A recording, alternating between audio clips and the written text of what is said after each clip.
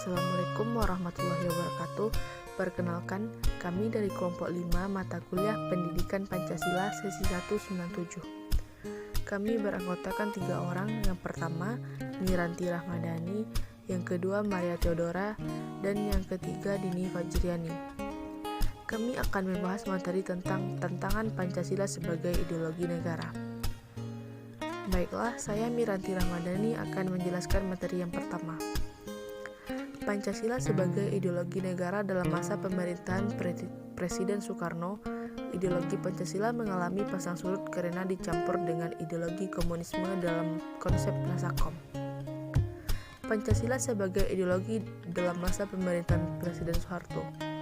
Ideologi Pancasila menjadi asas tunggal bagi semua organisasi politik atau orpo dan organisasi masyarakat atau ormas. Pada masa era reformasi, Pancasila sebagai ideologi negara mengalami pasang surut dengan ditandai beberapa hal, seperti enggannya para penyelenggara negara mewacanakan tentang Pancasila, bahkan berujung pada hilangnya Pancasila dari kurikulum nasional. Meskipun pada akhirnya timbul kesadaran penyelenggaraan negara tentang pentingnya pendidikan Pancasila di perguruan tinggi. Di tengah perubahan zaman, persoalan yang perlu diwaspadai adalah etika masyarakat, khususnya generasi muda, yang tidak lagi memandang Pancasila sebagai ideologi dan dasar negara. Pada era globalisasi, tantangan Pancasila sebagai ideologi negara adalah banyaknya ideologi alternatif melalui media informasi yang mudah dijangkau oleh seluruh anak bangsa seperti radikalisme, ekstremisme, dan konsumerisme. Hal tersebut juga membuat masyarakat mengalami penurunan intensitas pembelajaran Pancasila dan juga kurangnya efektivitas serta daya tarik pembelajaran Pancasila.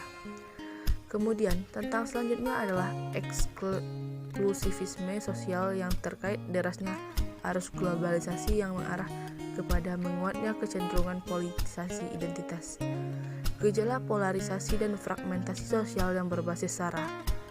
Bonus demografi yang akan segera dinikmati bangsa Indonesia juga menjadi tantangan tersendiri untuk menanamkan nilai-nilai Pancasila kepada generasi muda di tengah arus globalisasi.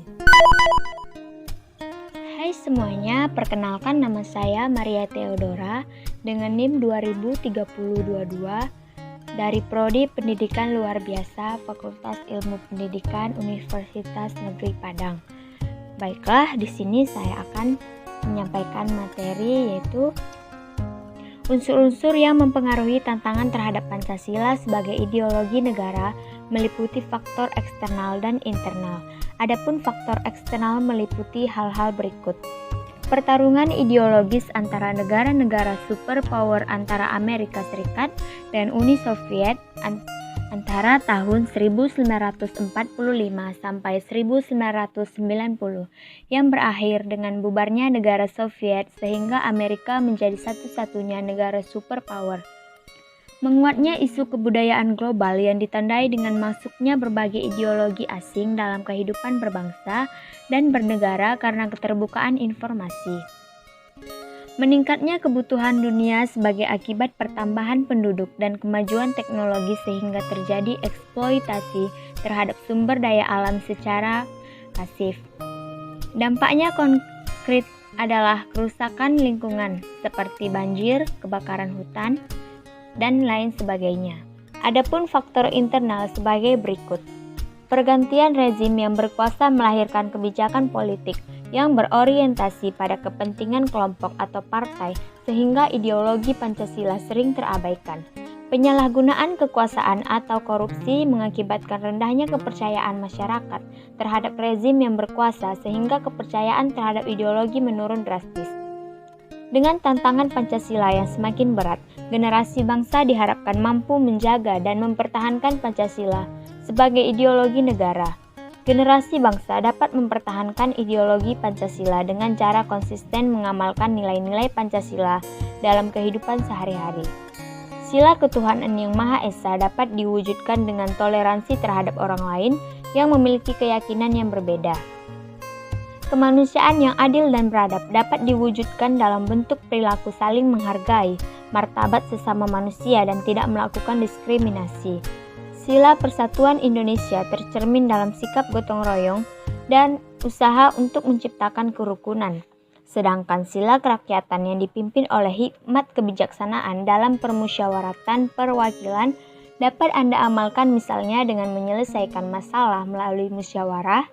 Sementara itu, sila keadilan sosial bagi seluruh rakyat Indonesia dapat diwujudkan dalam bentuk perilaku menghargai hak orang lain serta melaksanakan kewajiban. Assalamualaikum warahmatullahi wabarakatuh. Perkenalkan, nama saya Dini Fajriani, NIM 2012916, Prodi Pendidikan Guru Sekolah Dasar, Fakultas Ilmu Pendidikan Universitas Negeri Padang. Di sini saya akan membacakan materi tentang upaya agar ideologi negara Indonesia tetap pada marwahnya. Upaya agar ideologi negara Indonesia tetap pada marwahnya yaitu yang pertama, nilai-nilai Pancasila perlu dikuatkan dengan pendekatan budaya. Pemerintah melalui Kemendikbud harus menyusun strategi yang tepat, efektif, dan partisipatif tanpa paksaan. Hal ini bisa dilakukan dengan membangun fasilitas atau pos-pos budaya di semua wilayah dalam rangka melestarikan sekaligus mengembangkan kebudayaan lokal yang ada di masyarakat. Kedua, penguatan nilai-nilai Pancasila di sektor pendidikan.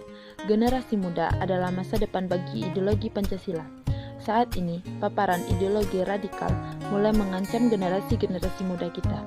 Pemerintah perlu memikirkan strategi yang efektif agar nilai-nilai Pancasila terinternalisasi dengan baik dalam kurikulum pendidikan nasional. Jika perlu, pemerintah bisa menginterferensi kurikulum yang digunakan di sekolah-sekolah dan lembaga pendidikan tinggi. Tidak sedikit sekolah-sekolah yang mengabaikan kurikulum berbasis nasional, khususnya yang terkait dengan pengetahuan, kebangsaan, dan kebudayaan. Ketiga, penegakan hukum. Nilai-nilai Pancasila yang ada dalam konstitusi telah tercermin dalam sejumlah peraturan dan instrumen internasional yang telah diratifikasi untuk melindungi hak-hak warga negara. Pemerintah tidak boleh segan-segan untuk menegakkan aturan hukum demi menjaga persatuan dan kesatuan bangsa.